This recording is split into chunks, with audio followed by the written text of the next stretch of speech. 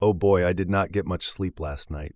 The smoke detector kept beeping even after we replaced the batteries and pushed the reset button. So since I'll probably soon perish from carbon monoxide poisoning, you guys can join me at the graveyard for these allegedly true and creepy graveyard stories. This is one of many accounts of what has gone down on the land my family owns. I'm a girl in my late 20s. My parents, a charming lesbian couple, own a funeral home and cemetery in the village on the outskirts of the Alaskan tundra. It was a small business that had been passed down from my mother Agatha's father, who inherited from his father, and so on. Katie, my other mom, was terrified of the whole situation from the beginning.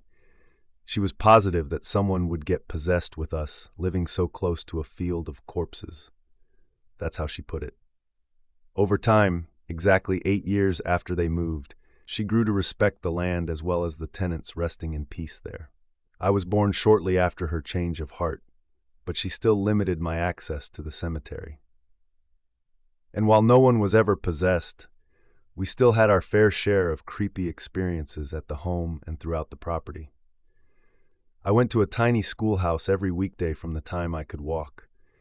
There were only 30 or so children living in our town, so we were all educated in one room by a small group of teachers.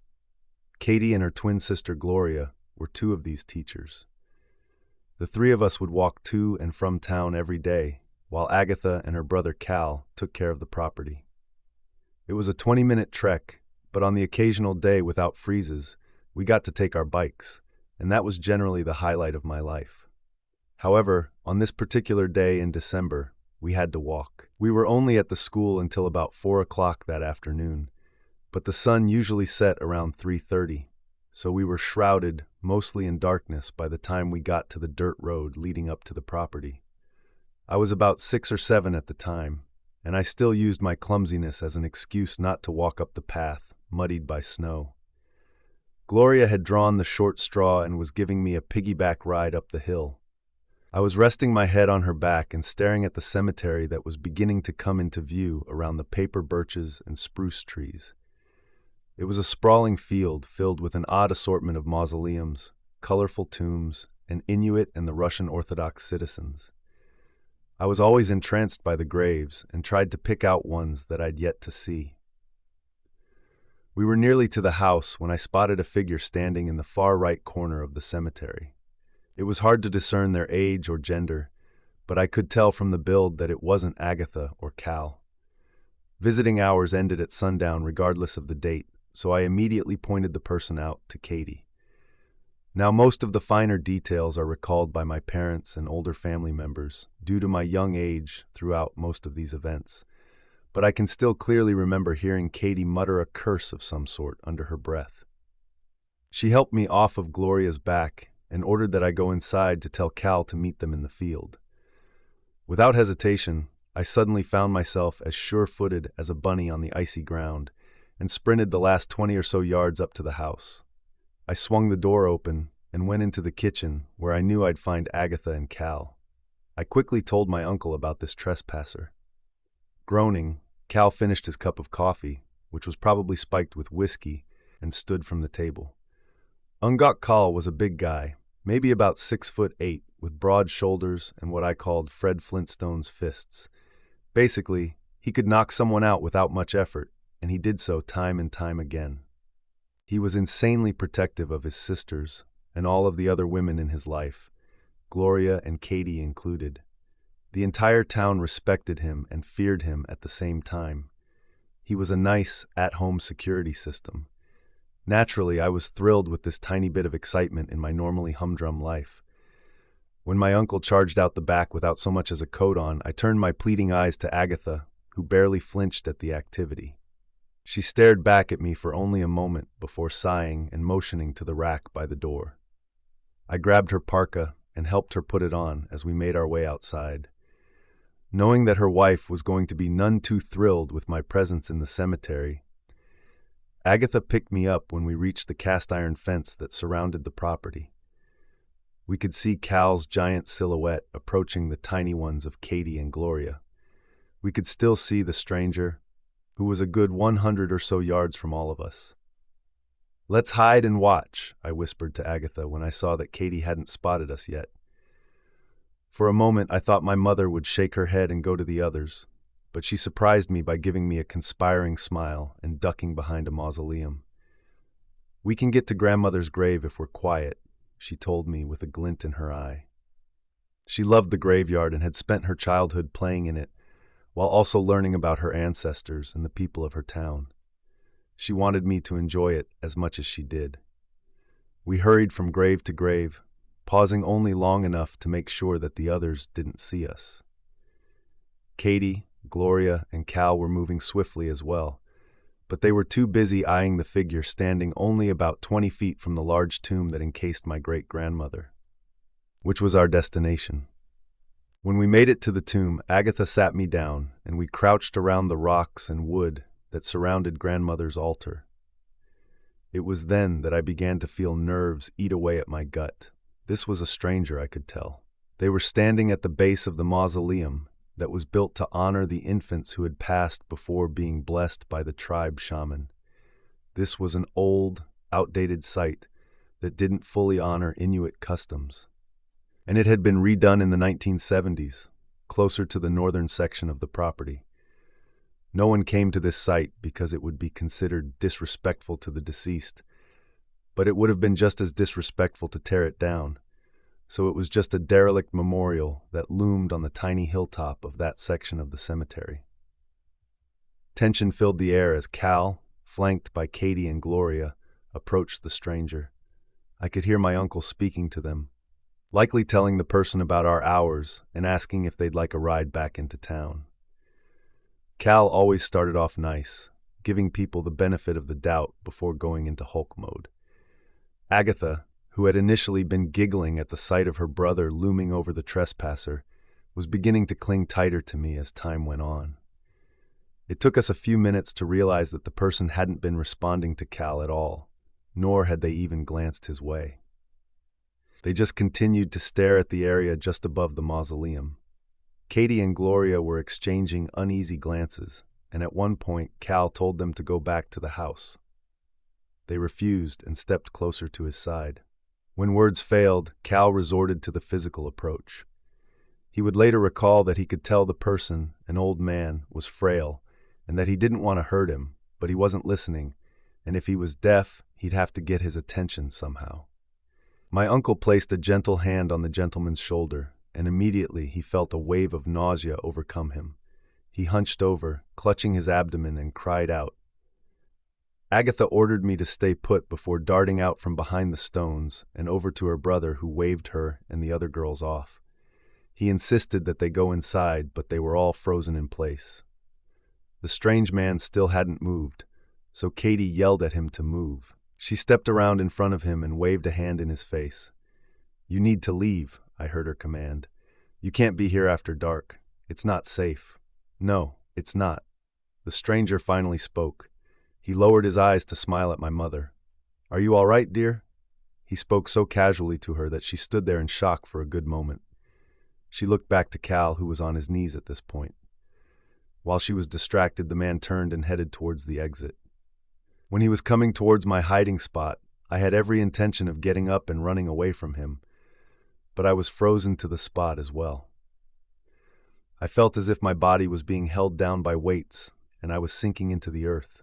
I whimpered and buried my face in my arms, praying to God and my great-grandmother for safety. The ice and leaves crunched in my ears, and I knew Agatha realized my predicament and said something to the others, because I could hear Katie shouting at her. Finally summoning up some courage, I looked up to see the man walking right past me. He didn't so much as look my way, but as he passed, he said to me, "Good night, Blue Eyes," in a dulcet whisper. Immediately I relaxed and climbed to my feet. I watched him practically float out of the cemetery and towards the road. Katie ran and got me, telling me that we had to take my uncle to the hospital. As it turns out, Cal had to have surgery because his appendix ruptured. He's convinced that old man somehow cursed him on contact. Even Agatha, sweet but superstitious Agatha, had her doubts about his claims. There was nothing malicious in Cal's approach to the man, so why would he have cursed him? This wasn't the last time we saw the stranger. We actually saw him 2 or 3 more times in the following weeks. He was always at the derelict infant mausoleum, staring up at the sky.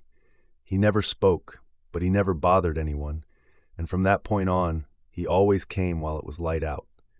I would sometimes sneak out and watch him from grandmother's grave.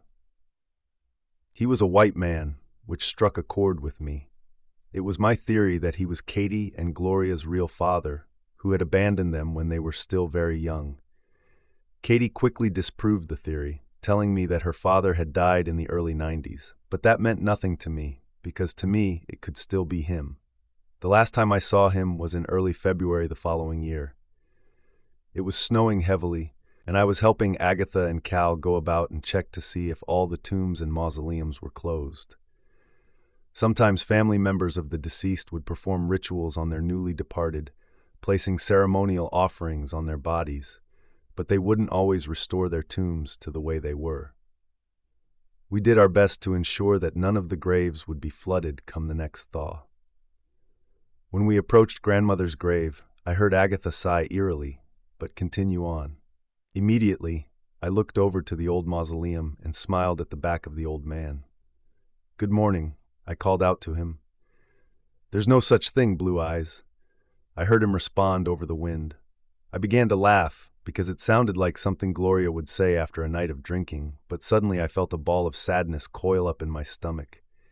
I began to cry, looking up at Agatha with a sorrowful pout.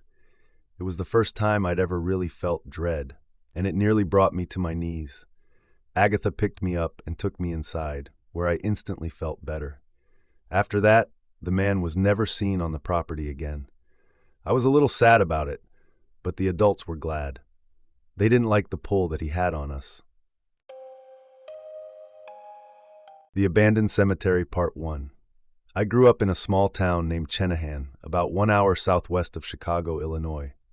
I went to school in the next town over, where I met my good friend Matt. He and I were like brothers, inseparable. I even introduced him to his wife when we were in high school. His wife introduced me to my now ex-fiancé, but that's a whole other horror story.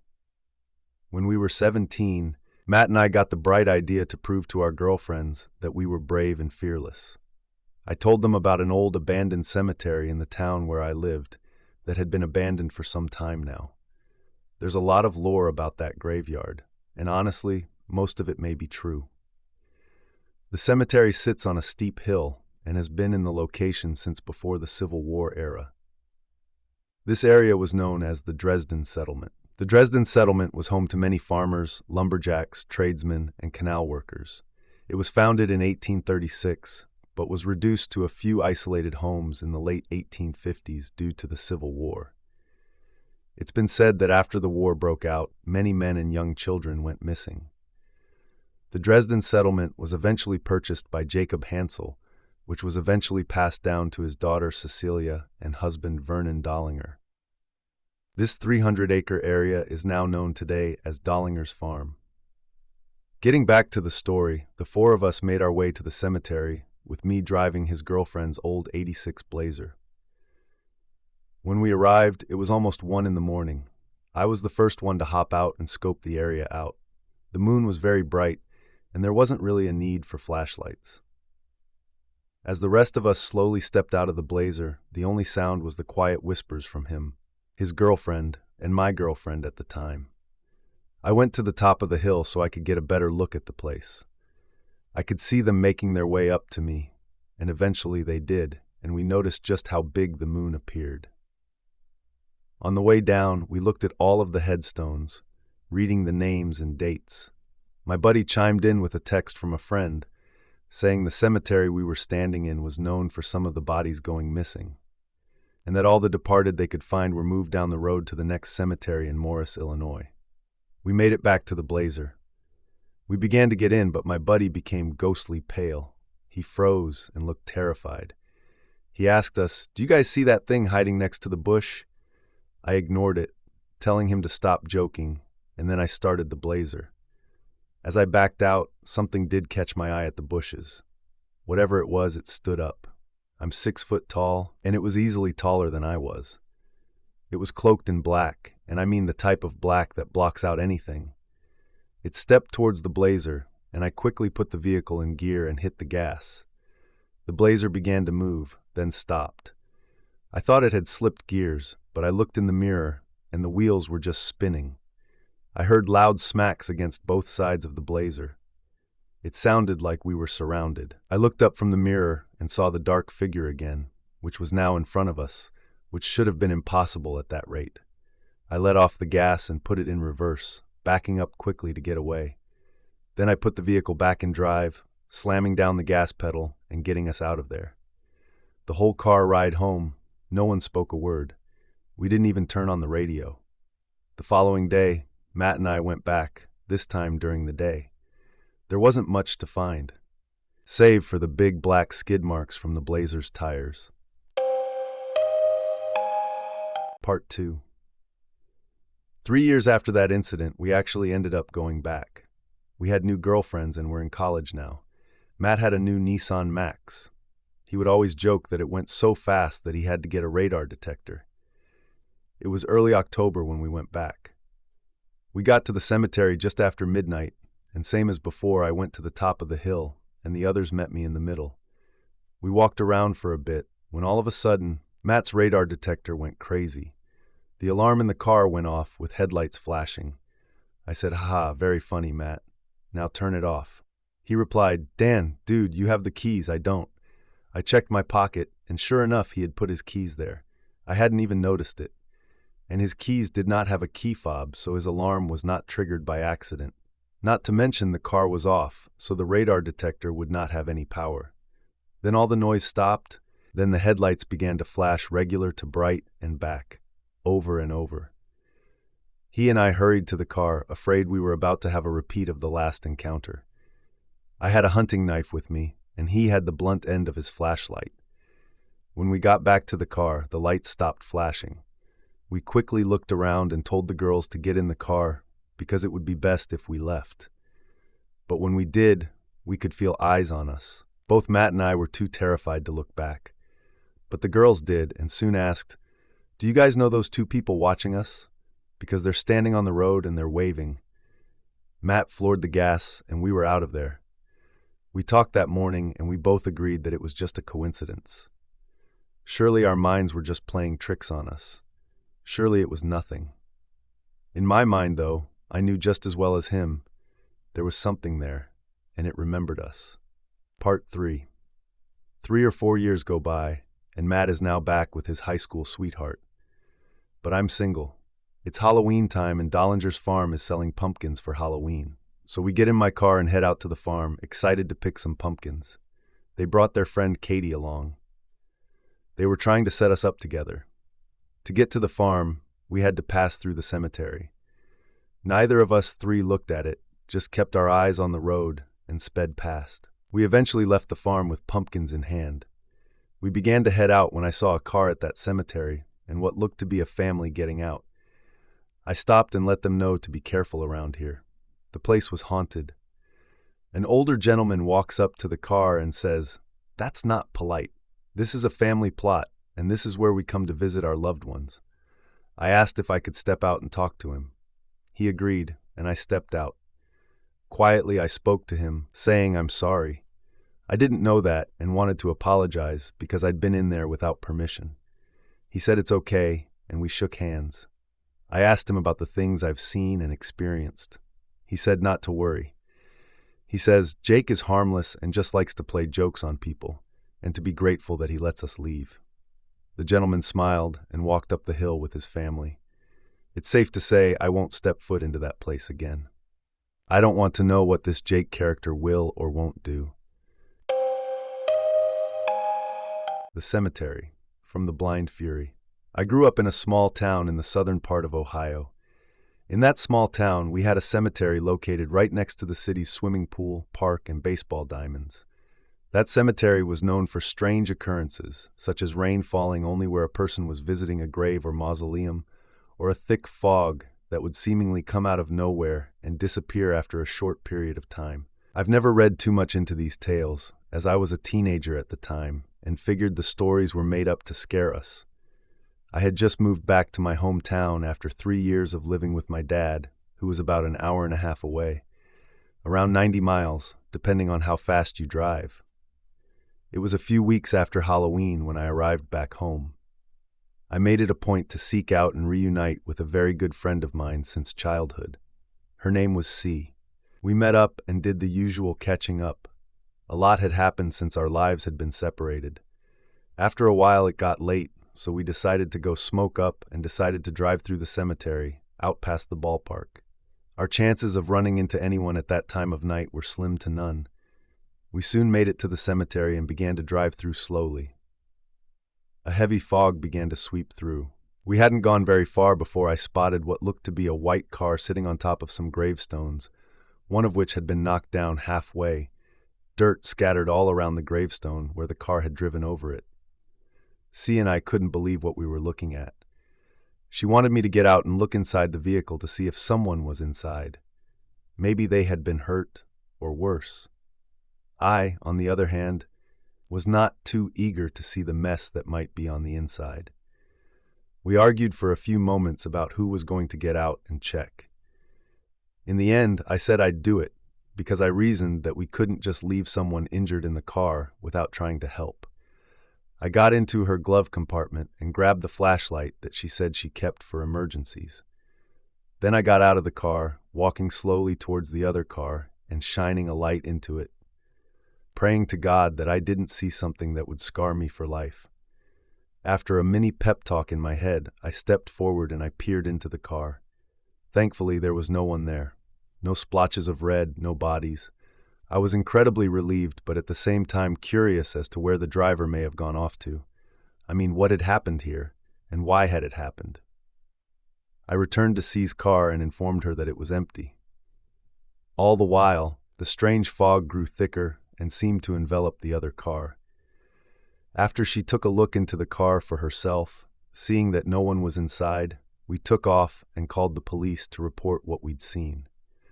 The police did inquire as to what we were doing in the cemetery in the middle of the night, so C and I gave them a lame excuse that I can't remember, and I'm sure they didn't buy it, but it was none of their business. They took our phone numbers and addresses, and we had to go to the police station to make a report on what we saw.